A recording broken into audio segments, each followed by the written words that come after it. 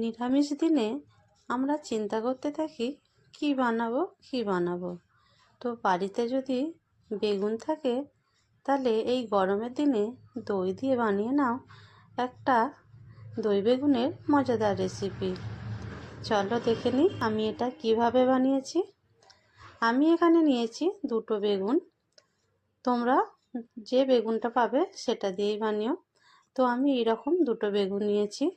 বেগুনগুলোকে এবার আমি কেটে নেব। তোমরা চাইলে লম্বা লম্বা করেও কাটতে পারো। তো আমি এইভাবে 4টি ভাগে ভাগ করে নিয়েছি। বেগুনটাকে আমি কাটার আগে ধুয়ে নিয়েছিলাম। এরপরে আমি দিয়ে দেবো ওপর থেকে নুন আর দিয়ে দেবো হলুদ। ভালো করে নুন আর হলুদটা আমি মাখিয়ে নেব। নুন হলুদটা মাখানোর পর এবার অন্যদিকে আমি একটা বাটিতে নিয়েছি 100 গ্রামের মতো টক দই। তাতে আমি দিয়ে দেবো হলুদ গুঁড়ো, লঙ্কা গুঁড়ো আর দিয়েছি জিরে লঙ্কার সঙ্গে ভাজা জিরে গুঁড়ো। ভালো করে আমি ফেটিয়ে নেব। ভালো করে ফেটানোর পর এটাকে আমি রেখে দেবো। এবার নুন হলুদ মাখানো বেগুনটাকে আমি তেলে ভেজে নেব। তেলটা গরম হয়ে যাওয়ার পর তেলে আমি সব বেগুনগুলোকে দিয়ে দেবো।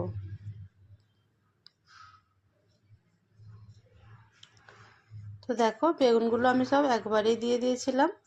এরপর বেগুনগুলো আমি এক পাশটা হয়ে গেছে, অন্য দিকটা উল্টে দেবো।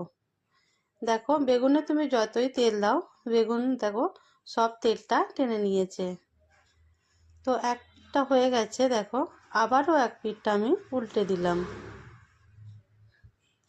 এইভাবে উল্টে পাল্টে দেখো বেগুনটা ভাজা হয়ে গেছে। এবার যে দইটা আমি ফেটিয়ে রেখেছিলাম মশলার সঙ্গে সেটা আমি হাফটা এবার ওপর থেকে দিয়ে দেবো। এইভাবে হাফটা আমি দইটা দিয়ে দিলাম। দেখো এটা কিন্তু পুরোটা তেল নয়, দই থেকে জলটা বেরিয়েছে। তো এক পিঠটা হয়ে গেছে, বেগুনটা আমি উল্টে দিলাম।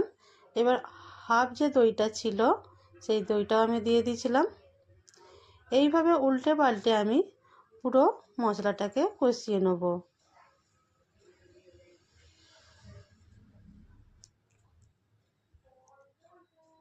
ওপর থেকে দিয়ে দিলাম আন্দাজ মতো নুন।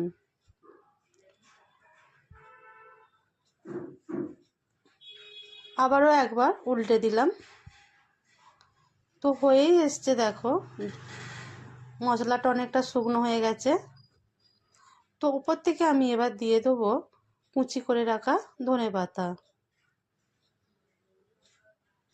এরপর আমি একটা প্লেটের মধ্যে সাজিয়ে নেব। খাবারটা যত সুন্দর, প্লেটিংটা যদি সুন্দর হয় আরও দেখতে সুন্দর হবে, খেতেও মজা লাগবে। তো দেখো আমি সাজিয়ে নিলাম। তো আজকের আমার রেসিপিটা কেমন লাগলো অবশ্যই জানিও। আবারও আসবো আগামী দিনে নতুন কোনো ভিডিও নিয়ে। আর অবশ্যই তোমরা এটা বানিয়ে জানিও কেমন হয়েছে। গরমে তো ভীষণ ভালো লাগবে। আজ তবে এটুকুই। পুরো ভিডিওটা দেখার জন্য অনেক অনেক ভালোবাসা, ধন্যবাদ।